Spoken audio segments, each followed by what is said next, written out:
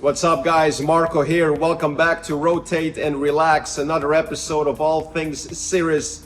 I am back from a lot of flying. I am back from a lot of traveling.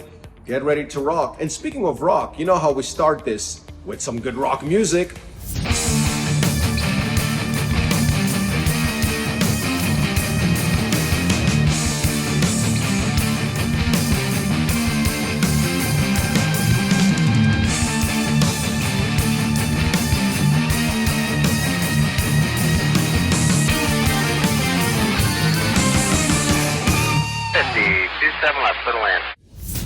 Before I get started, I just wanted to say real quick, thank you so much for helping me get this channel off the ground. The feedback and the messages I received truly warmed my heart, and I love that you love the straight talk. And that's what this channel is all about. Thank you guys so much, and I promise you that's exactly how I'm gonna continue to run this channel. Straight talk and honesty. And with that said, you're gonna love this one. A bunch of people reached out to me and they said, hey man, Marco, we really loved the episode about the Cirrus double click. Could you share maybe another episode with some great hidden G1000 features? And I think you know where this one is going. Guess what we discovered? A lot of people don't know about the aux page and what it has to offer. Specifically, the performance calculations page. When we approached a bunch of Cirrus pilots about it, they had no idea what we're talking about. So I wanted to see if this is actually true in real life before filming this episode. So last week, or about 10 days ago, I was flying to Big Bear here from Venice, and I asked the gentleman, can you tell me about landing distances? You know, how can we look up if we have enough? Are we gonna be okay or not? And he said, well, you know, I'm gonna be good. And I'm like, well, show me on the G1000, how do you know? His response was, well, I know Big Bear has enough runway length. Yeah. So I asked the gentleman, is there anywhere on the G1000 where you can actually show me, depending on our weight or temperature, how much landing distance or takeoff distance we will need, especially from a high altitude airport like that, and if it's hot outside, kind of important stuff. He had no idea what I was talking about. But that's not the bad part. The problem is this is a guy who owns a 22 turbo and has about 200 hours in it. Let me repeat that for you. This is a guy who owns a 22 turbo G5, has about 200 hours in it, a private pilot license, is working on his instrument license, and he has no fucking idea what I'm talking about. Make no mistake, that's not just his fault. It is to a certain extent. We talked about it in another episode. You got to know your airplane, but it's also the Cirrus instructor's fault. And I asked him, where did you train? And he said, well, I train at a Cirrus training center. I'm not going to mention names. I should, but I'm not going to. And those are Cirrus TCIs, but it just proves my point. There's Cirrus TCIs and then there's Cirrus TCIs, just like there's CFIs and then there's CFIs. So Stacy, Nick, and I then proceeded to do what we do for every episode. We're going to ask, 30 Cirrus pilots out of the 80 that we have now on the mailing list, how many people knew or didn't know about this. We made it to about 17 and then just gave up. The problem isn't even that people didn't know about it. The problem I'm having with this is that people didn't even know what the fuck I'm talking about. So I figured this will make a great episode. Let's use this as an educational moment, educational contact, as the cops say, and go over this. Because the whole point why you're spending $1.7 million or whatever it is now for a brand new 22 turbo is to have those resources at hand. Now, I'm not going to get into that you're just a bad pilot, not actually knowing everything about the airport and runway lengths with respect to especially a high altitude airport when you go in and out of. I'm not even going to get into that, but I'm going to show you a really cool way on the G1000 where on the whim, in case you somehow have to divert or you didn't really prepare or lost a sheet or whatever, where you can look up real quick how much takeoff and landing distance you'll need, amongst other great performance data that the G1000 offers. Let me show you the really cool thing that the G1000 has with respect to performance calculations and performance data. This is just awesome. And once you start using it, you're going to use it all the time. Not just because you need to. Of course, when you go to San Bernardino, you have freaking 50,000 foot runway. But that's not the point. It's about being a good pilot. It's not about being a good Cirrus pilot. There's no such thing, guys. You're either a good pilot or you're not. We are back in this stunner 22 turbo G6, and we have it on ground power so we can mess around all we want. And here we are, and I'm gonna stay a little bit to the angle just to keep the glare of the ring light out of the way. And earlier I said aux page. What I meant by aux page, I treat it as an aux page. It's really on the checklist page. Anyway, click checklist, okay? And as you know, you have all your groups and the different way you can go to, and we talked about it last time. So click on group. And look what you have here. Look what you have here.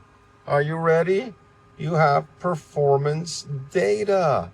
When's the last time you used that? The first thing you have is takeoff distance at 3,600 pounds, call it fully loaded, and 2,900 pounds with a way lesser payload, right? So here you have, your pressure altitude, you have your ground roll distance, total distance, and of course the temperature in Celsius. So, if you have a hot day and you're at 4,000 feet pressure altitude on 40 degrees Celsius, you're looking freaking almost 3,000 feet ground roll. Which is incredible. And that's important stuff when you are taking off even on a 6,000 footer, you're using up half the freaking distance. That is really, really impressive. Those are serious numbers, and you got to know and use these things to calculate that. Now, of course, being a good pilot, you're going to calculate that before you even ever get to the cockpit. But, if you need it on a whim, there you have it. So you can click checklist, and we'll go to, let's say, takeoff distance at 2,900 pounds. And now you can see, of course, that the distances are way less. If you go back to 4,000 feet at 40 Celsius, now it's 1,100 feet. 2,000 freaking foot difference. You think this matters? You think this matters? It kind of does. And the G1000 gives you that. It's absolutely incredible. Checklist. Now, here's what I love. Cruise performance. Use the small button here to scroll up and down. And again, it starts with 2,000 feet. And it tells you exactly at what power, not that you're ever going to fly at 85% power, but, a lot of people do 75, 65, and it tells you at 75 power, you're going to burn about 0.4 gallons per hour. That actually sounds right. That's exactly what I get at about 1,600 on the turbine temperature. I lean for about 1590, 1600, and it puts me at about 16.2, 16.4, and I'll fly about 75 when I usually come back from Mammoth. Then when you scroll down, what's really nice, it gives you the same for 4,000 feet pressure altitude, 6,000, 8,000. This is great stuff. What you want to do, just for the fun of it, when I'm flying at some of these pressure altitudes, I come to this screen just to actually compare it and see what it gives me. Gallons per hour, et cetera, which is really fascinating stuff. So at 8,000 feet, it's 75, 16.4 gallons. But of course, your economy is much different, and so is your true airspeed. So, it's just really, really, really great stuff. All right, we click on checklist, and then what we have, of course, is cruise performance with 45-minute ice accumulation. I'm not even going to go there unless you're a pro pilot. You shouldn't even be anything near icing. But here's what I absolutely love. And I actually specifically remember a couple of years ago asking a guy, hey, if we landed max, with 0 flaps, how much more distance are we going to need versus 100 flaps? So let's look at that. It gives you 150 and 0 flaps. This is crazy cool to have. At some point in your flying career, you're going to lose flaps. I'm telling you, at some point, these freaking things will go out on you when you fly long enough. So let's see, 3,600 pounds with 100 flaps. Let's click enter and see what we got. And you know what? Let's go to 7, let's go to 6, let's go to 7,000 feet, your ground roll, okay? And of course, as always, on the very top, you have your temperature. Let's go 30 degrees, okay, 30 degrees, okay, 30 degrees at 7,000 feet. Total ground roll, 1606, and with a total of 3108. Wow. Okay, so 1606 and 3108. By the way, if you're confused what the total and ground roll is, the ground roll is just the actual roll you'll need when you land. So call it 1,700 feet, okay? And this is your total distance you will cover, 3,200 feet.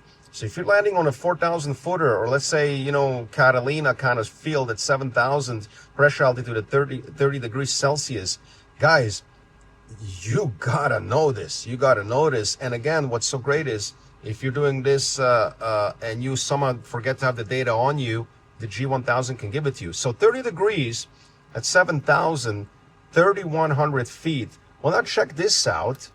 Let's go to 0 flaps. Are you kidding? This is just fun to know and play with. Why would you miss out on that? All right, 30 degrees. We're going down to 7,000 feet. Okay? Holy moly, dude.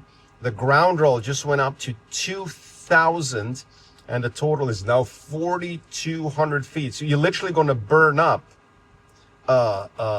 If you go to a regular airport, that's usually about 6,000 feet. You're not leaving yourself a lot of headroom here. I mean, this is crazy. And once you get to like temperatures that are even hotter, and by the way, this is a perfect test pilot. This is a person that has a brand new plane and like, one of those Cirrus hardcore, been doing it for 20-year guys, okay? If you're nowhere near that, add another 10 to 15% to those numbers, and you start realizing not only is this life and death important, but the fact there's a reason Garmin puts that here for you guys.